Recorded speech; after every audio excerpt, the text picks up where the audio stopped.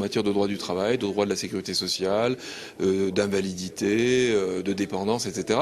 Il va falloir prendre les sujets les uns après les autres et les régler techniquement, juridiquement, de manière précise.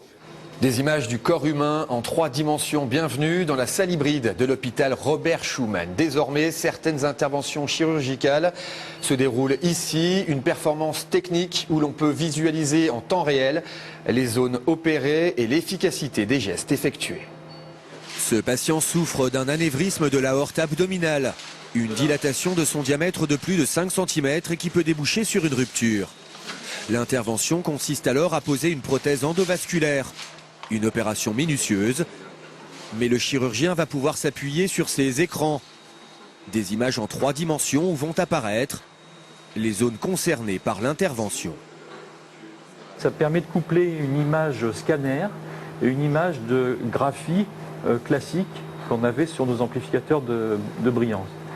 Et le gros avantage, c'est qu'on a une qualité d'image et une précision qu'on n'avait pas avant. Une salle hybride regroupe donc chirurgie et radiologie. C'est cet arceau qui va permettre d'obtenir des images d'une extrême précision. Un outil révolutionnaire pour des interventions plus rapides et plus efficaces. On rentre dans une autre dimension d'imagerie. Le geste opératoire lui-même n'est pas fondamentalement changé, puisque c'est déjà des procédures qu'on faisait depuis quelques années, mais avec une qualité d'image qui est incomparable. On a une finesse d'image, une reconstruction des images qu'on ne pouvait pas faire avant. Une intervention moins traumatisante pour le patient qui subira seulement de légères incisions et non une ouverture complète de l'abdomen. L'hôpital Robert Schuman est le seul établissement mosellan à disposer d'une salle hybride. Il y en a environ une trentaine en France.